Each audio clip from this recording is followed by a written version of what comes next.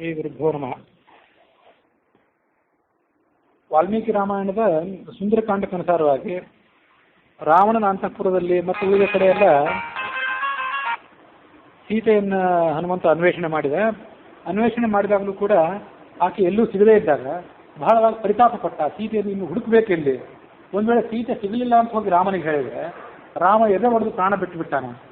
ರಾಮ ಸತ್ತು ಹೋದರೆ ಮುಂದೆ ಲಕ್ಷ್ಮಣ ಉಳಿಲಿಕ್ಕಿಲ್ಲ, ಭರತ, ಶತ್ರುಘ್ನ, ಕೌಸಲ್ಯ, ಸುಮಿತ್ರೆ, ಕೈಕೇಯಿ ಇವರ್ಯಾರೂ ಕೂಡ ಉಳಿಲಿಕ್ಕಿಲ್ಲ.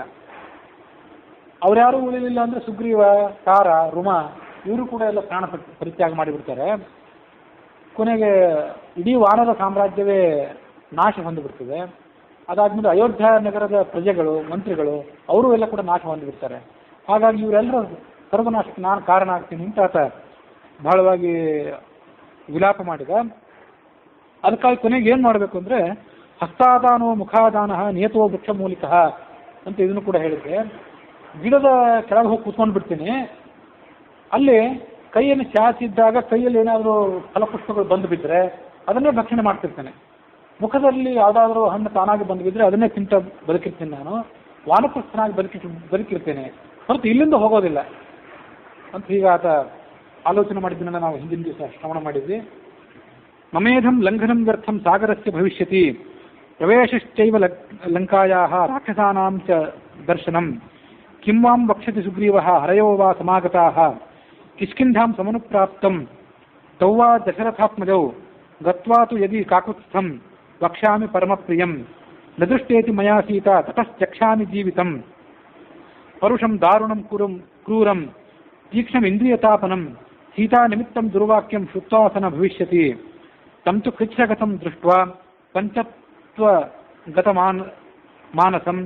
ವೃಷಾನುರಕ್ತೋ ಮೇಧಾವಿ ನ ಭವಿಷ್ಯತಿ ಲಕ್ಷ್ಮಣಃ ವಿನಷ್ಟೌ ಭ್ರಾತರೌ ಶ್ರುತ್ವಾ ಭರತೋಪಿ ಮರಿಷ್ಯತಿ ಭರತಂ ತು ಮೃತಂ ದೃಷ್ಟ್ವಾ ಶತ್ರುಘ್ನೋ ನ ಭವಿಷ್ಯತಿ ಪುತ್ರಾನ್ ಭೃತಾನ್ ಸಮೀಕ್ಷ್ಯಾತ ನ ಭವಿಷ್ಯಂತಿ ಮಾತರಃ ಕೌಸಲ್ಯಾ ಚ ಸುಮಿತ್ರಾ ಚ ಕೈಕಯೀ ಚ ನ ಸಂಶಯಃ ಕೃತಘ್ನಃ ಸತ್ಯಸಂಧಶ್ಚ ಸುಗ್ರೀವಃ ಪ್ಲವಗಾಧಿಪಃ ರಾಮಂ ತಥಾಗತಂ ದೃಷ್ಟ್ವಾ ತತಶ್ಚಕ್ಷತಿ ಜೀವಿತಂ ದುರ್ಮನ ವ್ಯತಿತಾ ದೀನಾ ನಿರಾನಂದ ತಪಸ್ವಿನಿ ಪೀಡಿತಾ ಭರ್ತೃಶೋಕೇನ ರುಮಾಚಕ್ಷತಿ ಜೀವಿತಂ ವಾಲಿಜೇನ ತು ದುಃಖೇನ ಪೀಡಿತಾ ಶೋಕಕರ್ಷಿತಾ ಪಂಚತ್ವಂ ಚ ಗತೇರಾಜ್ಞಿ ತಾರಾಪಿ ನ ಭವಿಷ್ಯತಿ ಮಾತಾಪಿತ್ರೋರ್ವಿನಾಶೇನ ಸುಗ್ರೀವ ವ್ಯಸನೆ ಚ ಕುಮಾರಃ ಅಪಿ ಅಂಗದಃ ಕಸ್ಮಾತ್ ಧಾರಯಿಷ್ಯತಿ ಜೀವಿತಂ ಭರ್ತೃಜೇನ ತು ದುಃಖೇನ ಹಿ ಅಭಿಭೂತ ವನೌಕಸಃ ಶಿರಾಂಸ್ಯ ವಿಹನಿಷ್ಯಂತಿ ತಲೈರ್ಮುಷ್ಟಿಭಿರೇವ ಚ ಸಾಂತ್ವೇನ ಅನುಪ್ರದಾನೇನ ಮಾನೇನ ಚ ಯಶಸ್ವಿನ ಲಾಲಿತಾಃ ಕಪಿರಾಜೇನ ಪ್ರಾಣಾಂಸ್ತ್ಯಕ್ಷಂತಿ ವಾನರಾಃ ನ ವನೇಷು ಚ ಶೈಲೇಷು ನ ವಿರೋಧೇಷು ವಾ ಪುನಃ ಕ್ರೀಡಾಮನುಭವಿಷ್ಯಂತಿ ಸಮೇತ್ಯ ಕಪಿಕುಂಜರಾಃ ಸಪುತ್ರದಾರಾಃ ಸಾಮಾತ್ಯಾಃ ಭರ್ತೃವ್ಯಸನಪೀಡಿತಾಃ ಶೈಲಾಗ್ರೇಭ್ಯಃ ಪತಿಷ್ಯಂತಿ ಸಮೇತ್ಯ ವಿಷಮೇಷು ಚ ವಿಷಮುದ್ಬಂಧನಂ ವಾಪಿ ಪ್ರವೇಶಂ ಜ್ವಲನಸ್ಯ ಚ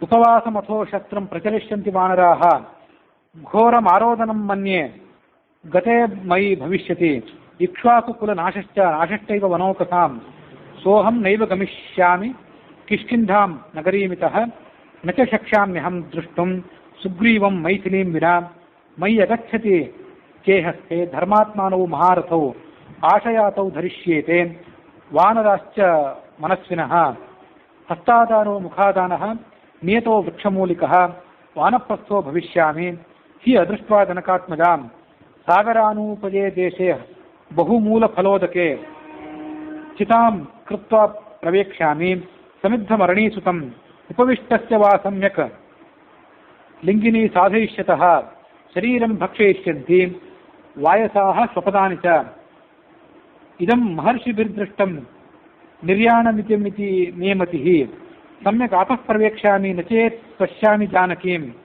ಸಜಾತಮೂಲಾ ಸುಭಗಾ ಕೀರ್ತಿಮಾಲಾ ಯಶಸ್ವಿನಿ ಪ್ರಭಗ್ನ ಚಿರರಾತ್ರಿಯಂ ಮಮ ಸೀತಾಮಪಶ್ಯತಃ ತಾಪಸೋ ವಾ ಭವಿಷ್ಯಾಮಿ ನಿಯತೋ ವೃಕ್ಷಮೂಲಿಕಃ ನೇತಃ ಪ್ರತಿಗಮಿಷ್ಯಾಮಿ ತಾಮದೃಷ್ಟ್ವಾ ಸಿತೇಕ್ಷಣಾಂ ಯದೀತಃ ಪ್ರತಿಗಚ್ಛಾಮಿ ಸೀತಾ ಮನಧಿಗಮ್ಯತಾಂ ಅಂಗದಸ್ಸಹ ತೈಃ ಸರ್ವೈಃ ವಾನರೈರ್ನ ಭವಿಷ್ಯತಿ ವಿನಾಶೇ ಬಹವೋ ದೋಷಾಃ ಜೀವನ್ ಭದ್ರಾಣಿ ಪಶ್ಯತಿ ತಸ್ಮಾತ್ ಪ್ರಾಣಾನ್ ಧರಿಷ್ಯಾಮಿ ಧ್ರುವೋ ಜೀವಿತ ಸಂಗಮಃ ಏವಂ ಬಹುವಿಧಂ ದುಃಖಂ ಮನಸಾ ಧಾರಯನ್ಮುಹುಃ ನಾದ್ಯಗಚ್ಚತ್ತದಾ ಪಾರಂ ಶೋಕಸ್ಯ ಕಪಿಕುಂಜರಃ ರಾವಣಂ ವಾ ವಧಿಷ್ಯಾಮಿ ದಶಗ್ರೀವಂ ಮಹಾಬಲಂ ಕಾಮಮಸ್ತು ಹೃತಾಸೀತ ಪ್ರತ್ಯಾಸೀನಂ ಭವಿಷ್ಯತಿ.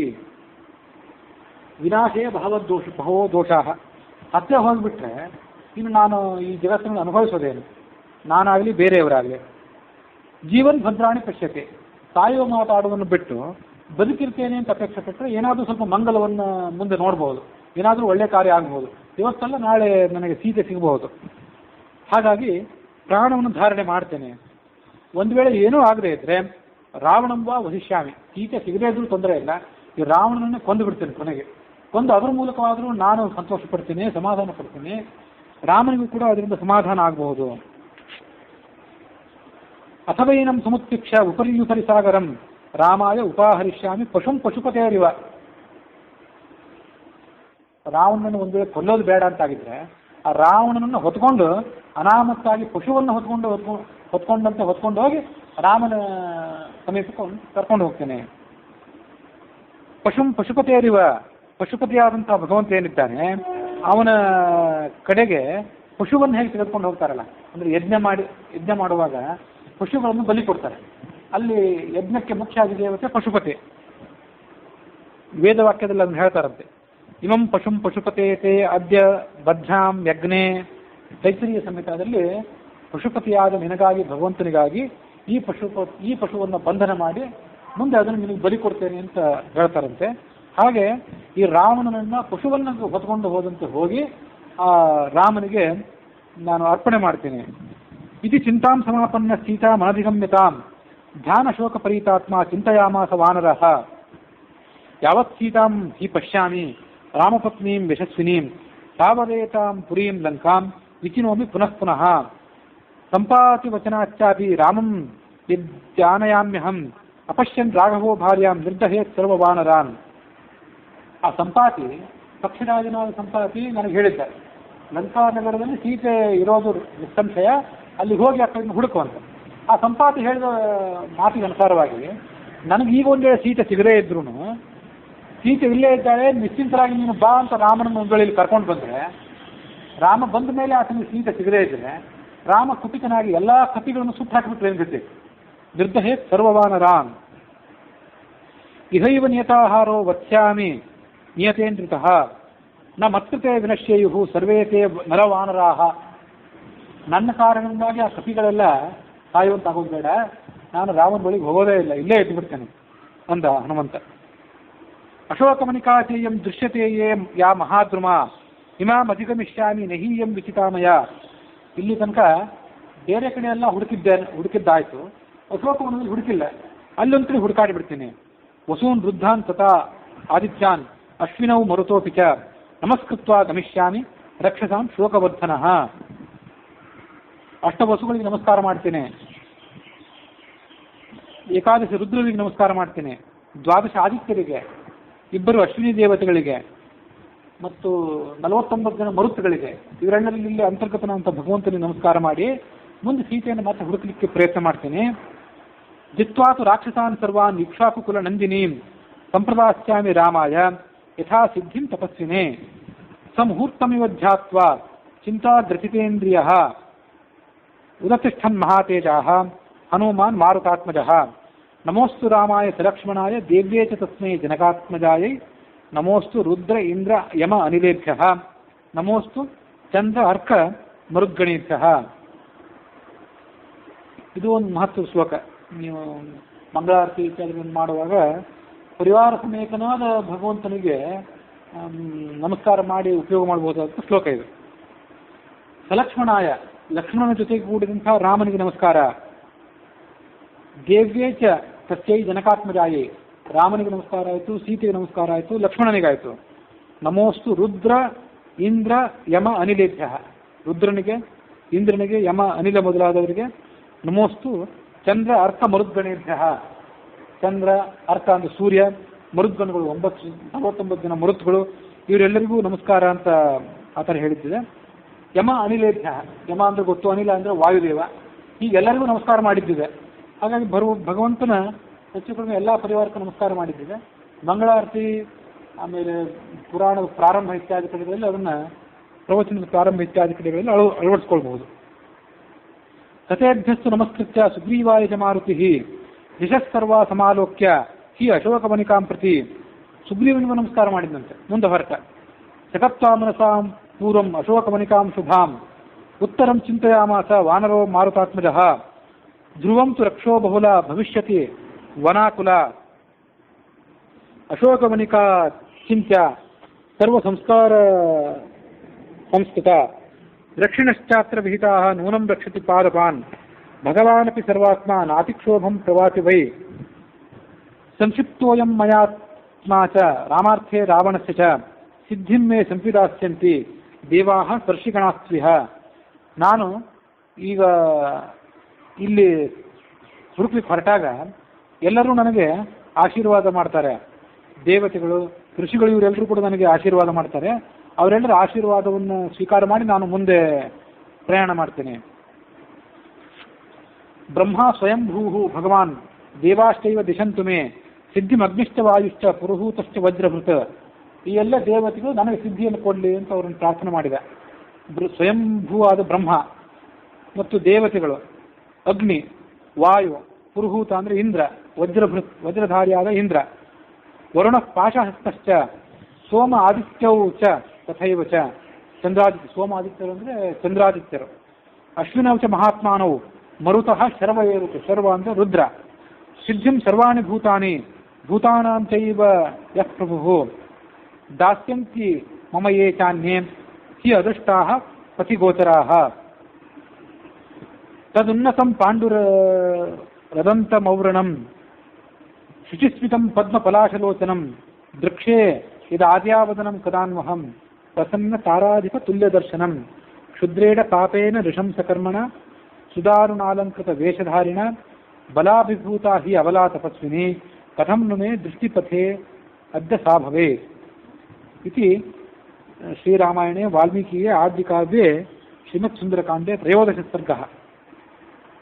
ಸಮೂಹೋತ್ತಮಿವ ಧ್ಯಾತ್ವಾ ಮನಸಾ ಚಾಧಿಗಮ್ಯತಾಂ ಅವಪ್ಲುತೋ ಮಹಾತೇಜಾಃ ಪ್ರಾಕಾರಂ ತಸ್ಯ ಭೀಷ್ಮನಃ ಸತು ಸಂಸೃಷ್ಟ ಸರ್ವಾಂಗಃ ಪ್ರಾಕಾರಸ್ಥೋ ಮಹಾತಪಿಃ ಪುಷ್ಪಿತಾಗ್ರಾನ್ ವಸಂತಾದೌ ದದರ್ಶ ವಿವಿಧಾನ್ ದ್ರುಮಾನ್ ಸಾಲಾನ್ ಅಶೋಕಾನ್ ಭವ್ಯಾಂಶ್ಚ ಚಂಪಕಾಂಶ್ಚ ಸುಪುಷ್ಪಿತಾನ್ ಉದ್ದಾಲಕಾನ್ ನಗಾನ್ ವೃಕ್ಷಾನ್ ಚೂತಾನ್ ಕಪಿಮುಖಾನಪಿ ಅಥಾಮ್ರವಣ ಸಂಚನ್ನಾಂ ಲತಾಶತ ಸಮಾವೃತಾಂ ಜ್ಯಾಮುಕ್ತೈವ ನಾರಾಚಃ ಪುಪ್ಲುವೆ ವೃಕ್ಷವಾಟಿಕಾಂ ಸ ಪ್ರವಿಶ್ಯ ವಿಚಿತ್ರಾಂ ತಾಂ ವಿಹಗೈರನಿದಾದಿತಾಂ ರಾಜತೈಃ ಕಾಂಚನೈಶ್ಚೈವ ಪಾದಕೈಃ ಸರ್ವತೋವೃತಾಂ ವಿಹಗೈರ್ಮೃಗಸಂಘೈಶ್ಚ ವಿಚಿತ್ರಾಂ ಚಿತ್ರಕಾನನಾಂ ಉದಿತಾದಿತ್ಯಸಂಕಾಶಾಂ ದದರ್ಶ ಹನುಮಾನ್ ಕಪಿಃ ವೃತಾಂ ನಾನಾವಿಧೈರ್ಭಕ್ಷೈಃ ಪುಷ್ಪೋಪಕಫಲೋಪಗೈಃ ಕೋಕಿಲೈಃ ಭೃಂಗರಾಜೈಶ್ಚ ಮತ್ತೈಃ ನಿತ್ಯವಿಷೇವಿತಾಂ ಪ್ರಹೃಷ್ಟಮನುಜೇ ಕಾಲೇ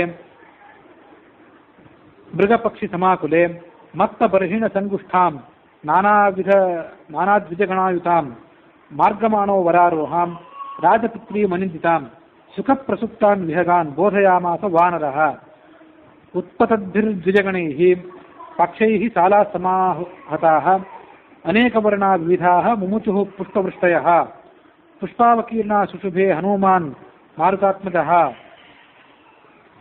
ಅಶೋಕವನಿಕಾ ಮಧ್ಯೆ ಯಥಾ ಪುಷ್ಟಮಯೋ ಗಿರಿಃ ದಿಶಃಸರ್ವಾ ಪ್ರಧಾವಂತಂ ವೃಕ್ಷಷಂಡಗತಂ ಕಪಿಂ ದೃಷ್ಟ್ವಾ ಸರ್ವಾಣಿ ಭೂತಾನಿ ವಸಂತ ಇವ ಮೇನಿದೆ. ಅಲ್ಲಿರುವಂಥ ನಾನಾ ಗಿಡಗಳ ಮೇಲೆ ಆತ ಹಾರಿಕೊಂಡು ಹೋಗ್ತಿದ್ದ. ಆ ಗಿಡಗಳ ಮೇಲೆ ಆತ ಹಾರಿಕೊಂಡು ಹೋಗ್ತಿದ್ದಾಗ ಗಿಡಗಳಲ್ಲಿದ್ದಂಥ ನಾನಾ ಥರದ ಪುಷ್ಪಗಳು ಈತನ ಮೇಲೆ ವೃಷ್ಟಿಯನ್ನು ಮಾಡಿದವು. ಆತನಿಗೆ ಅದರಿಂದ ಅಶೋಕವನದಲ್ಲಿ ಸ್ವಾಗತವನ್ನು ಹೇಳಿದಂತಾಯಿತು. ವೃಕ್ಷೇಭ್ಯ ಪಚ್ಚೈ ಪುಷ್ಪೈಃ ಅವಕೀರ್ಣಾ ಪಥಗ್ಗಿರೈಃ ರರಾಜ ವಸುಧಾ ತತ್ರ ಪ್ರಮದೇವ ವಿಭೂಷಿತ ಸರಸ್ವಿನಾ ತೇನ ಸರಸಾ ಅಧಿಕಂಪಿತಾಃ ಕುಸುಮಾನಿ ವಿಚಿತ್ರಾಣಿ ಸಸೃಜುಃ ಕಪಿನಾ ತದಾ ನಿರ್ಧೂತ ಪತ್ರ ಶಿಖರಾಃ शीर्णपुष्पफलद्रुमाः निक्षिप्तवस्त्राभरणाः धूता इव पराजिताः हनुमता वेगवता कंपितास्ते नगोत्तमाः पुष्पपर्णफलान्याशो मुमुचुः पुष्पशालिनः विहङ्गसङ्गैः विहीनाः ते स्कन्धमात्राश्रयाः द्रुमाः बभूवुरगमाः सर्वे मारुतेनेव निर्धुताः निर्धूतकेशी युवतिः यथा मृदितवर्णका निष्पीतशुभदन्तोष्टी नखैः दन्तैश्च वीक्षता तथा लाङ्गूलहस्तैश्च चरणाभ्यां च मर्दिता बभूव अशोकवनिका प्रभग्नवरपादपा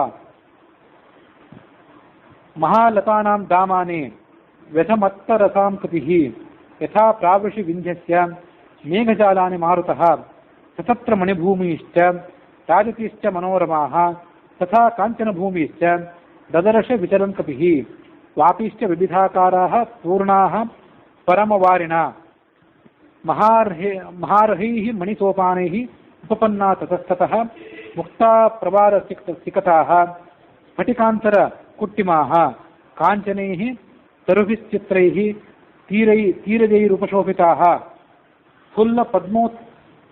उत्पलवनाः चक्रवाक उपकूजिताः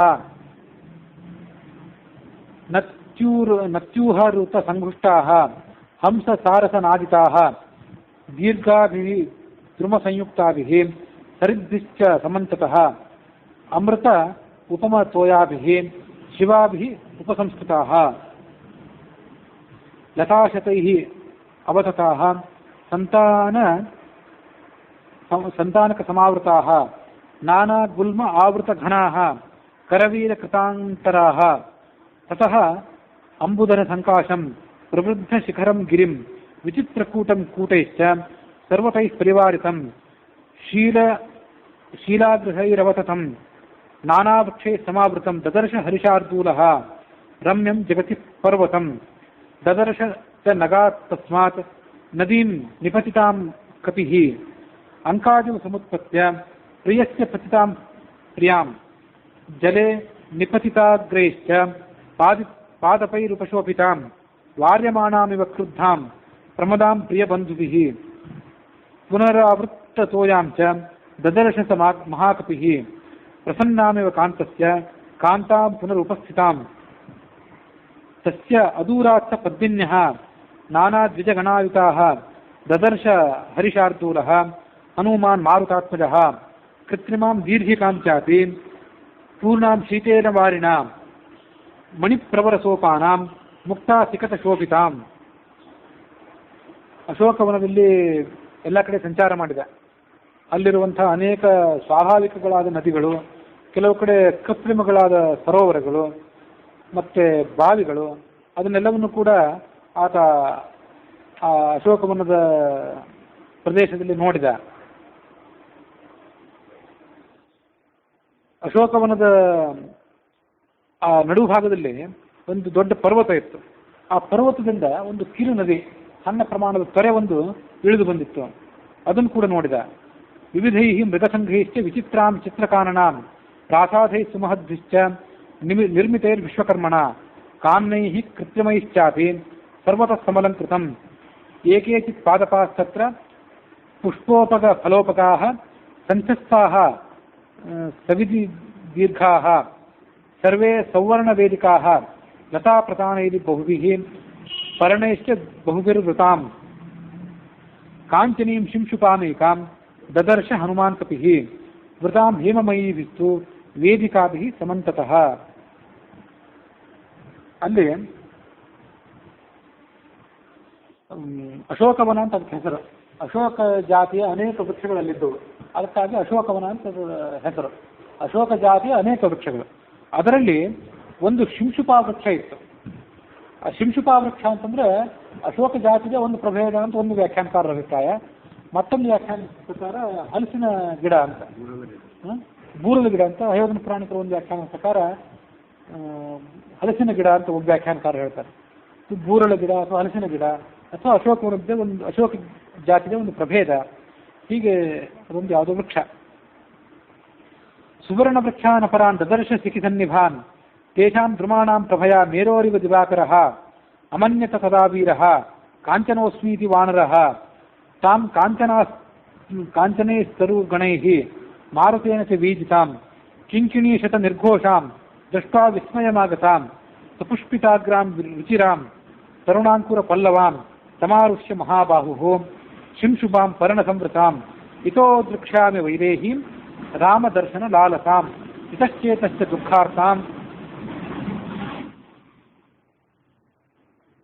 ಸಂಪತಂತೀಂ ವ್ಯತಚ್ಛಯ ಅಶೋಕವನಿಕಾಚೇಯಂ ದೃಢಂ ರಮ್ಯಾ ದುರಾತ್ಮನಃ ಪಂಚಕೈಶ್ಚಂದನೈಶ್ಚಾಪಿ ವಕುಲೈಶ್ಚ ವಿಭೂಷಿತ. ಅಲ್ಲಿ ಆ ಶಿಂಶುಕ ವೃಕ್ಷ ಏನಿತ್ತು ಅದನ್ನು ಏರಿದೆ. ಇದ್ರ ತುದಿಯಲ್ಲಿ ಕುತ್ಕೊಂಡ್ರೆ ಇಲ್ಲಿಂದ ಇಡೀ ಅಶೋಕವನ್ನು ವೃಕ್ಷವನ್ನು ಒಂದು ಬಾರಿ ನಾನು ಗಮನಿಸಬಹುದು, ಸೀತೆ ಎಲ್ಲಿದ್ದಾಳೆ ಅಂತ ನಾನು ಹುಡುಕಬಹುದು ಅಂತ ಆತನಿಗೆ ಭಾಸ ಆಯಿತು. ಅದನ್ನು ಏರಿದ. ಇಯಂಚ ನಲಿನೀರಮ್ಯ ದ್ವಿಷಸಂಗ ನಿಷೇವಿತ ಇಮಾಂಸ ರಾಮಮಹಿಷಿ ನೂನಮೇಶತಿ ಜಾನಕಿ. ಇಲ್ಲೊಂದು ಕಮಲದ ಸರೋವರ ಇದೆ. ಸರೋವರದಲ್ಲಿ ಅನೇಕ ಪದ್ಮದ ಬಳ್ಳಿಗಳಿವೆ, ಅನೇಕ ವೃಕ್ಷಗಳು ಮೇಲಿನ ಮೇಲೆ ಬರ್ತಿರ್ತವೆ, ಅನೇಕ ಪಕ್ಷಿಗಳು. ಈ ಸರೋವರದ ಸೊಬಗು ಇಷ್ಟಿದೆ ಅಲ್ಲ, ಈ ಸರೋವರದ ಸೊಬಗನ್ನು ನೋಡ್ಲಿಕ್ಕಾದ್ರೂ ಸೀತೆ ಇಲ್ಲಿದ್ದರೆ ಇಲ್ಲಿ ಬರಲೇಬೇಕು. ಹಾಗಾಗಿ ಈಗ ಸಮೀಪದಲ್ಲೇ ನಾನು ಕುತ್ಕೊಂಡ್ರೆ ನನ್ನ ಕಣ್ಣಿಗೆ ಅವಳು ಬಿದ್ದಾಳು ಅಂತ ಆಲೋಚನೆ ಮಾಡಿದ. ಸಾ ರಾಮಮಹಿಷಿ ರಾಘವಸ್ಯ ಪ್ರಿಯಾ ಸತಿ ವನಸಂಚಾರ ಕುಶಲ ನೂನಮೇಶ್ಯತಿ ಜಾನಕಿ ಅಥವಾ ಮೃಗಶಾಭಾಕ್ಷಿ ವನಶ್ಚಾಸ್ತಿ ವಿಚಕ್ಷಣ ವನಮೇಶ್ಯತಿ ಸಾ ಆರ್ಯಾ ಇಹ ರಾಮಚಿಂತಾನುಕರ್ಷಿತ ರಾಮಶೋಕ ಅಭಿಸಂತಪ್ತಾ ಸಾ ದೇವಿ ವಾಮಲೋಚನ ವನವಾಸೇ ರತಾ ನಿತ್ಯಮೇಷ್ಯತಿ ವನಚಾರಿಣಿ ವನೇಚರಾಣಾಂ ಸತತಂ ನೂನಂ ಸ್ಪೃಹಯತೆ ಪುರ ರಾಮಸ್ಯ ದಯಿತಾ ಭಾರ್ಯ ಜನಕಸ್ಯ ಸುತಾ ಸತಿ ಸಂಧ್ಯಾಕಾಲಮನಾಃ ಶ್ಯಾಮ ಧ್ರುವಮೇಷ್ಯತಿ ಜಾನಕಿ ನದೀಂ ಚೀಮಾಂ ಶಿವಜಲಾಂ ಸಂಧ್ಯಾರ್ಥೇ ವರವರ್ಣಿನಿ ತಸ್ಯಾಹ ಚ ಅನುರೂಪೇಯಂ ಅಶೋಕವನಿಕಾ ಶುಭಾ ಶುಭಾಯ ಪಾರ್ಥಿವೇಂದ್ರಸ್ಯ ಪತ್ನಿ ರಾಮಸ್ಯ ಸಮ್ಮತ ಯದಿ ಜೀವತಿ ಸಾ ದೇವಿ ತಾರಾಧಿಪ ನಿಧಾನನ ಆಗಮಿಷ್ಯತಿ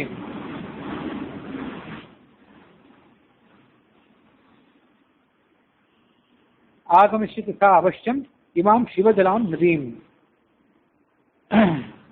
ಏವಂ ಮತ್ವಾ ಹನುಮಾನ್ ಮಹಾತ್ಮ ಪ್ರತೀಕ್ಷಮಾಣೋ ಮನುಜೇಂದ್ರ ಪತ್ನೀಂ ಅವೇಕ್ಷಮಾಣಶ್ಚ ದದರ್ಶ ಸರ್ವಂ ಸ್ಪುಷ್ಪಿತೆ ಪರ್ಣಘನೆ ನಿಲೀನಃ. ಗಿಡಗಳ ನಡುವೆ ಅಡಗಿಕೊಂಡಂತೆ ಸೂಕ್ಷ್ಮ ರೂಪವನ್ನು ತಾಳಿ ಆ ಗಿಡಗಳು ಅದರ ಎಲೆಗಳ ನಡುವೆ ಅಡಗಿಕೊಂಡ. ಇತಿ ಆರ್ಷೆ ಶ್ರೀಮದ್ ರಾಮಾಯಣೆ ವಾಲ್ಮೀಕಿಯೇ ಆದಿಕಾವ್ಯೆ ಶ್ರೀಮತ್ ಸುಂದರಕಾಂಡೆ 14 ಸರ್ಗಃ. ಸ ವೀಕ್ಷಮಾಣಸ್ತತ್ರಸ್ಥಃ ಮಾರ್ಗಮಾಣಶ್ಚ ಮೈಥಿಲೀಂ ಅವೇಕ್ಷಮಾಣಶ್ಚ ಮಹೀಂ ಸರ್ವಾಂ ತಾಂ ಅನ್ವವೀಕ್ಷತ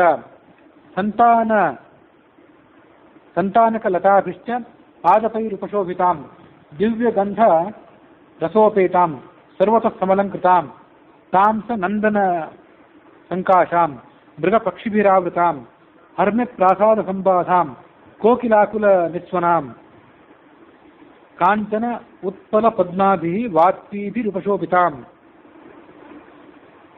ಬಹ್ವಾಸನ ಕುತೋಪೇತಾಂ ಬಹುಭೂಮಿ ಗೃಹಾಯುತಾಂ ಸರ್ವರ್ತು ಕುಸುಮೈರಮ್ಯಾಂ ಫಲವದ್ಭಿಶ್ಚ ಪಾದಪೈಃ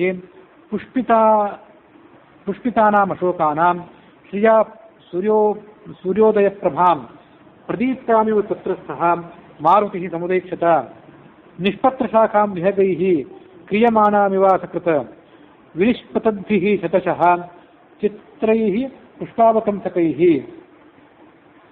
ಆಮೂಲ ಪುಷ್ಪ ನಿಚಿತೈಃ ಅಶೋಕೈಃ ಶೋಕನಾಶನೈಃ ಪುಷ್ಪಭಾರಾತಿಭಾರೈಶ್ಚ ಪೃಷದ್ಭಿರಿವ ಮೇದಿನೀಂ ಕರ್ಣಿಕಾರೈಃ ಕುಸುಮಿತೈಃ ಕಿಂಶುಕೈಶ್ಚ ಸುಪುಷ್ಪಿತೈಃ ಸ ದೇಶಃ ಪ್ರಭಯಾ ತೇಷಾಂ ಪ್ರದೀಪ್ತೈವ ಸರ್ವತಃ ಪುನ್ನಾಗಾ ಸಪ್ತಪರ್ಣಾಶ್ಚ ಚಂಪಕ ಉದ್ದಾಲಕಾಸ್ತದಾ ವಿವೃದ್ಧಮೂಲಾಃ ಬಹವಃ ಶೋಭಂತೆ ಸ್ಮ ಸುಪುಷ್ಪಿತಾಃ ಶಾತಕುಂಭನಿಭಾಃ ಕೇಚಿದಗ್ನಿಶಿಖೋಪಮಾಃ ನೀಲ ಅಂಜನನಿಭಾಃ ಕೇಚಿತ್ ತತ್ರ ಅಶೋಕಾಃ ಸಹಸ್ರಶಃ. ಅಶೋಕವನ ಅಲ್ಲ ಅದು, ಅಶೋಕ ಜಾತಿಯ ನಾನಾ ಗಿಡಗಳು. ಅವು ಎಂಥವು ಅಂದರೆ ಬಂಗಾರದ ವರ್ಣದ ಅಶೋಕ ವೃಕ್ಷಗಳು ಕೆಲವು, ಕೇಚಿದ ಅಗ್ನಿಶಿಖೋಪಮಾಃ ಅಗ್ನಿಯ ಜ್ವಾಲೆಯಂತೆ ಹೊಳೆಯುವಂತಹ ಅಶೋಕ ವೃಕ್ಷಗಳು ಮತ್ತೆ ಕೆಲವು, ನೀಲಾಂಜನ ನಿಭಾಃ ಕಾಡಿಗೆ ಅಂತ ಕಪ್ಪಾದಂತಹ ಅಶೋಕ ವೃಕ್ಷದ ಜಾತಿಯ ಗಿಡಗಳು ಕೆಲವು. ಹೀಗೆ ಸಹಸ್ರಶಃ ಅಶೋಕ, ಸಾವಿರಾರು ಅಶೋಕ ವೃಕ್ಷಗಳು ಅಲ್ಲಿದ್ದವು. ನಂದನಂ ವಿವಿಧೋದ್ಯಾನಂ ಚಿತ್ರಂ ಚೈತ್ರರಥಂ ಯಥ ಅತಿವೃತ್ತಮಿವ ಚಿತ್ಯಂ ದಿವ್ಯಂ ರಮ್ಯಂ ಶ್ರಿಯಾವೃತಂ ದ್ವಿತೀಯಮಿವ ಚಾಕಾಶಂ ಪುಷ್ಪಜ್ಯೋತಿಗಣಾಯುತಂ ಪುಷ್ಪರತ್ನಶತೈಃ ಚಿತ್ರಂ ಪಂಚಮಂ ಸಾಗರಂ ಯಥಾ ಸರ್ವರ್ತು ಪುಷ್ಪೈರ್ನಿಚಿತಂ ಪಾದಪೈಃ ಮಧುಗಂಧಿಭಿಃ ನಾನಾ ನಿನಾದೈಃ ಉದ್ಯಾನಂ ರಮ್ಯಂ ಮೃಗಗಣೈರ್ದ್ವಿಜೈಃ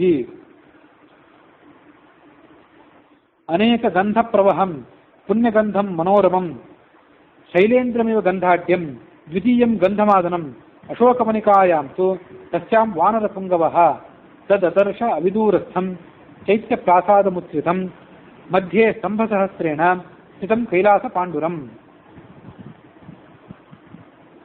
ಆ ಅಶೋಕವನದಲ್ಲಿ ಹೀಗೆ ಸುತ್ತಮುತ್ತಲೆಲ್ಲ ಆತ ನೋಡ್ತಿದ್ದಾಗ ಅಲ್ಲೊಂದು ಅರಮನೆ ಆತನಿಗೆ ಕಾಣಿಸ್ತು.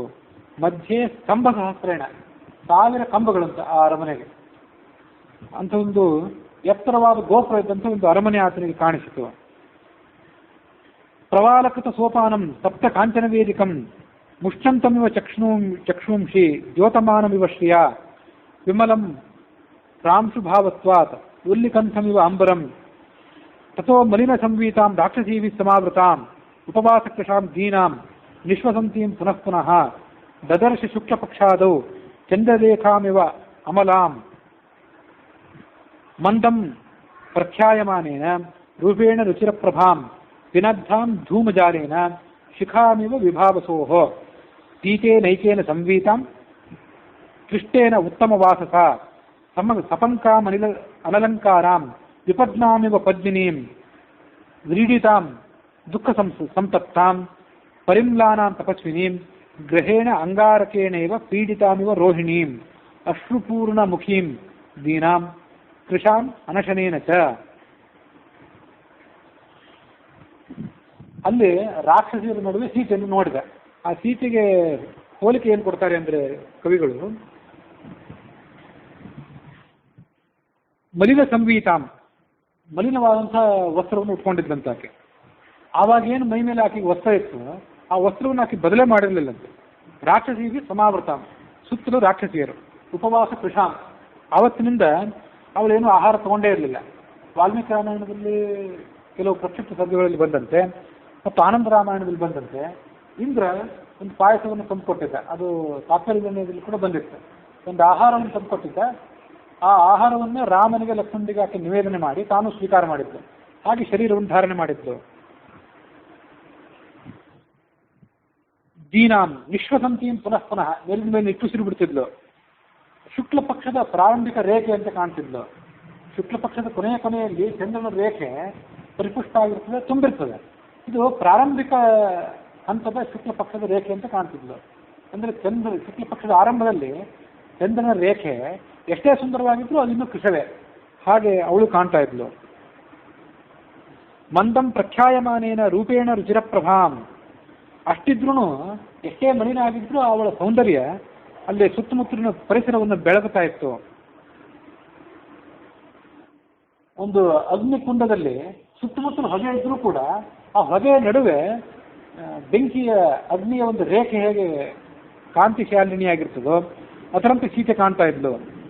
ಪೀತೇನ ಏಕೇನ ಸಂವೀತಾಂ, ಒಂದೇ ವಸ್ತ್ರ ಆಕೆ ಮೈ ಮೇಲಿತ್ತು. ಯಾಕಂದ್ರೆ ತನ್ನ ಮೇಲೆ ವಸ್ತ್ರವನ್ನು ತೆಗೆದುಕೊಂಡು ಆ ಕಥೆಗಳ ನಡುವೆ ಆವಾಗ ಆಕೆ ಒಗೆದು ಬಿಸಾಕಿದ್ಲು ಅಂತ ನಾವು ಕಥೆ ಕೇಳಿದ್ವಿ. ತಪಂಕಾಂ ಅಲಂಕಾರಾಂ, ತಪಂಕ ಅವಳ ಶರೀರವೆಲ್ಲ ಮಲಿನವಾಗಿತ್ತು ಸ್ನಾನ ಮಾಡದೇ ಇರುವ ಕಾರಣಕ್ಕಾಗಿ. ವಿಪದ್ನಾಮಿವ ಪದ್ಮಿನೀಂ, ಅಲಂಕಾರ ಯಾವುದು ಮಾಡ್ಕೊಂಡಿರಲಿಲ್ಲ. ವಿಪದ್ನಾಮಿವ ಪದ್ಮಿನೀಂ, ಪದ್ಮದ ಸರೋವರ. ಆದರೆ ಅಲ್ಲಿರುವಂಥ ಪದ್ಮಗಳನ್ನೆಲ್ಲ ಯಾರೋ ಕಿತ್ಕೊಂಡು ಹೋದಂತೆ. ಹೋದರೆ ಆ ಸರೋವರಕ್ಕೆ ಯಾವ ರೀತಿ ಕಾಂತಿ ಇರೋದಿಲ್ವೋ ಅದರಂತೆ ಇವಳು ಕೂಡ ಕಾಂತಿ ರಹಿತಳಾಗಿದ್ಲು. ವ್ರೀಡಿತಾಂ, ನಾಚಿದ್ದಳು ಆ ದುಷ್ಟದ ರಾಕ್ಷಸಿಯರ ನಡುವೆ. ದುಃಖ ಸಂತಪ್ತಾಂ ಪರಿಮ್ಲಾನಾಂ ತಪಸ್ವಿನಿಯಾಗಿದ್ಲು. ಚಂದ್ರನ ಪತ್ನಿಯಾದಂಥ ರೋಹಿಣಿ, ಅವಳು ರಾಹುಗ್ರಹದ ಗ್ರಹಣದಿಂದ ಪೀಡಿತಳಾದರೆ ಅವಳು ಹೇಗೆ ದುಃಖಿತಳಾಗಿರ್ತಾಳೋ ಹಾಗೆ ಸೀತೆನೂ ಕೂಡ ಪೀಡಿತಳಾಗಿದ್ದಳು. ವಾಸ್ತವಿಕವಾಗಿ ರೋಹಿಣಿ ನಕ್ಷತ್ರಕ್ಕೆ ಯಾವುದೇ ಗ್ರಹಣ ಇಲ್ಲ, ಇರೋದು ಚಂದ್ರನಿಗೆ. ಚಂದ್ರ ಗ್ರಹಣದಿಂದ ಪೀಡಿತನಾದಾಗ ರೋಹಿಣಿ ನಕ್ಷತ್ರವು ಕೂಡ ತನ್ನ ಸ್ವಾಭಾವಿಕವಾದ ಸೊಬಗನ್ನು ಕಳ್ಕೊಂಡಿರ್ತದೆ. ಅದರಂತೆ ರಾಮಚಂದ್ರನಿಗೆ ಈ ಆಪತ್ತು ಬಂದಾಗ ಇವಳಿಗೂ ಕೂಡ ಬಂದಂತಾಗಿತ್ತು ಅಂತ ಅರ್ಥ. ಅಷ್ಟುಪೂರ್ಣ ಮುಖೀಂ ದೀನಾಂ ಕೃಷಾಂ ಅನಶನೇನ ಚ, ಕಣ್ಣೀರು ಸೋಸ್ತಾ ಇದ್ಲು. ಕೃಷಾಂ ಅನಶನೇನ, ಏನೂ ಭೋಜನವನ್ನು ಸ್ವೀಕಾರ ಮಾಡದೇ ಇರುವ ಮೂಲಕ ಅವಳು ಕೃಷಳಾಗಿದ್ದಳು. ಶೋಕ ಧ್ಯಾನಪರಾಂ ನಿತ್ಯಂ ದುಃಖಪರಾಯಣಾಂ ಪ್ರಿಯಂ ಜನಂ ಪಶ್ಯಂತೀಂ ರಾಕ್ಷಸೀಕಣಂ. ಸುತ್ತಮುತ್ತಲು ನನಗೆ ಬೇಕಾದವರು ಯಾರೂ ಇಲ್ಲ, ಇದ್ದವರೆಲ್ಲ ದುಷ್ಟರಾದ ರಾಕ್ಷಸಿಯರೇ. ಸ್ವಗಣೇನ ಮೃಗೀಂ ಹೀನಾಂ ಸ್ವಗಣಾಭಿ ಇವಾವತಾಂ. ಹೇಗೆಂದ್ರೆ ಒಂದು ಹೆಣ್ಣು ಜಿಂಕೆ ತನ್ನ ಹಿಂಡನ್ನು ಅಗಲಿ ಸುತ್ತಮುತ್ತಲು ಬೇಟೆ ನಾಯಿಗಳಿಂದ ಆವೃತವಾಗಿದ್ದಂತೆ ಈ ರಾಕ್ಷಸಿಯರಿಂದ ಆವೃತವಾಗಿ ಅವಳು ಕಾಣ್ತಾ ಇದ್ಲು. ನಲಿನ ನೀರನಾಗಭಯ ವೇಣ್ಯ ಜಗನಂ ಗತಯೈಕಯ. ಒಂದೇ ಜಡೆ ಇರ್ತದೆ. ಅದು ಒಂದೇ ಜಡೆ ಯಾಕೆಂದ್ರೆ ನಿಮಗೆ ಆಶ್ಚರ್ಯವಾಗಿ ಕಾಣ್ಬೋದು. ಈ ಸ್ತ್ರೀಯರೆಲ್ಲ ಒಂದೇ ಜಡೆಯನ್ನು ಧಾರಣೆ ಮಾಡ್ತಾರೆ ಸಾಮಾನ್ಯವಾಗಿ ವಿವಾಹ ಆದ್ಮೇಲೆ. ಮೊದಲು 2 ಜಡೆಯನ್ನು ಧಾರಣೆ ಮಾಡ್ತಿರ್ತಾರೆ ಚಿಕ್ಕವರಿದ್ದಾಗ. ಹಾಗಾಗಿ ಅವಳು ಏಕವೇಣಿ ಧರಣವಾಗಿದ್ದಳು ಅಂದ್ರೆ ಅದೇನು ಆಶ್ಚರ್ಯ ಅಂದ್ರೆ, ಇವಳು ಚತುಷ್ಕಪರ್ದಾಯಾದೇವಿ. ಅವಳು ವೈಭವ ಎಂತದ್ದು ಅಂದ್ರೆ, ಅವಳಿಗೆ ಅಲಂಕಾರ ಮಾಡಲಿಕ್ಕೆ ಎಷ್ಟು ವೈಭವ ಇರ್ತದಂದ್ರೆ 4 ಜಡೆಯನ್ನು ಹಾಕೊಂಡಿರ್ತಾಳಂತವಳು. ಅದನ್ನ ಶ್ರೀ ಗುಣ ದರ್ಶನದಲ್ಲಿ ವಾದಿರಾಜ ಸ್ವಾಮಿಗಳು ವರ್ಣನೆ ಮಾಡ್ತಾರೆ. ಚತುಷ್ಕಪರ್ದಾಯಾದೇವಿ ಚತುರಾಸ್ಯಾದಿ ವಿಸ್ತುತ. ಅವಳು 4 ಜಡೆ ಇದ್ದವಳು, ಚತುರಾಸ್ಯ ಅಂದ್ರೆ ಚತುರ್ಮುಖ ಬ್ರಹ್ಮ ಮೊದಲಾದವರಿಂದ ಪೂಜಿತಳಾದವಳು. ಚತುಷ್ಕಪರ್ದಾಯಾದೇವಿ ಚತುರಾಸ್ಯಾದಿ ವಿಸ್ತುತ ಚತುರ್ವೇದ ಪದೋದ್ಗೀತ. ಋಗ್ವೇದ, ಯಜುರ್ವೇದ, ಸಾಮವೇದ, ಅಥರ್ವವೇದಗಳಿಂದ ಆಕೆ ಸುತ್ತಳಾದವಳು. ಚತುಷ್ಕಪರ್ದಾಯಾದೇವಿ ಚತುರಾಸ್ಯಾದಿ ವಿಸ್ತುತ ಚತುರ್ವೇದೋದಿತ ಗುಣ ಚತುರ್ಮೂರ್ತಿಯರ ಹರೇಷ್ಪ್ರಿಯ. 4 ಮೂರ್ತಿಯುಳ್ಳಂಥ ವಾಸುದೇವ, ಸಂಕರ್ಷಣ, ಪದ್ಮ, ಅನಿರುದ್ಧ ಅಂತ ಹೆಸರಿನ ಭಗವಂತ ಏನಿದ್ದಾನೆ ಅವನಿಗೆ ಪ್ರೀತಿ ಪಾತ್ರಗಳು ಅಂತ ಶ್ರೀ ಗುಣ ದರ್ಶನದಲ್ಲಿ ವಾದಿರಾಜರ ವರ್ಣನೆ. ಆ ಪ್ರಕಾರ ಅವಳಿಗೆ 4 ಜಡೆ ಇರುತ್ತೆ, ಅಥವಾ 4 ಜಡೆ ಇದ್ದದ್ದು ಒಂದು ರೂಪ. 2 ಜಡೆ ಇದ್ದದ್ದು, ಒಂದೇ ಜಡೆ ಇದ್ದದ್ದು, ಇನ್ನೂ ಹೆಚ್ಚಿನ ಜಡೆ ಇದ್ದದ್ದು, ಜಡೆ ಇದ್ದದ್ದು 100 ರೂಪಗಳು ಇದ್ದಿರಬಹುದು. ಅಂತೂ ಈ ಸಂದರ್ಭದಲ್ಲಿ ಅಲಂಕಾರ ಮಾಡಲಿಕ್ಕೆ ಯಾರು ಇಲ್ಲದೇ ಇದ್ದದಕ್ಕಾಗಿ ಅಥವಾ ಅಲಂಕಾರ ಬೇಡ ಆದದಕ್ಕಾಗಿ ಒಂದೇ ಜಡೆಯನ್ನಾಕೆ ಧಾರಣೆ ಮಾಡಿದ್ಲು. ಅದು ನೀಲನಾಗ ಭಯ, ನೀಲವಾದ ಹಾವಿನಂತೆ. ಹಾವು ಹೇಗೆ ತನ್ನ ವಕ್ರವಾದ ಶರೀರದಿಂದ ಕೆಳಗೆ ಬಿದ್ದಿರ್ತದೆ, ಅವಳ ಆ ಜಡೆ, ಅವಳ ವೇಣಿ ಅದು ನಡುವಿನ ತನಕ ಇಳಿದು ಬಿದ್ದಿತ್ತು. ನೀಲಯ ನೀರದಾಪಾಯೇ ವನರಾಜ್ಯ ಮಹೀಮಿವ ಸುಖಾರ್ಹಾಂ ದುಃಖ ಸಂತಪ್ತಾಂ ವ್ಯಸನಾನಾಂ ಅಕೋವಿದಾಂ. ಎಂದು ಯಾವ ದುಃಖವೂ ಅವಳಿಗೆ ಬಂದಿದ್ದಿಲ್ಲ.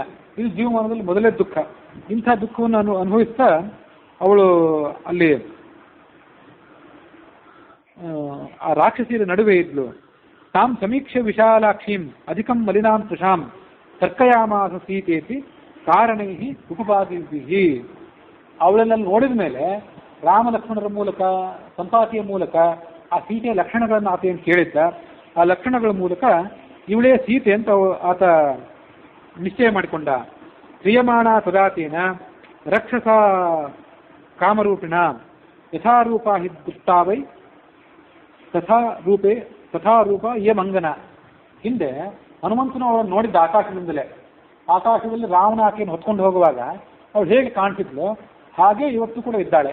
ಆದ್ರಿಂದ ಇವಳು ಸೀತೆ ಅಂತ ಆತ ನಿಶ್ಚಯ ಮಾಡಿಕೊಂಡ. ಪೂರ್ಣಚಂದ್ರಾನನ, ಹುಣ್ಣಿಮೆ ಚಂದ್ರನಂತೆ ಆಕೆ ಬೆಳಗ್ತಾ ಇದ್ಲು.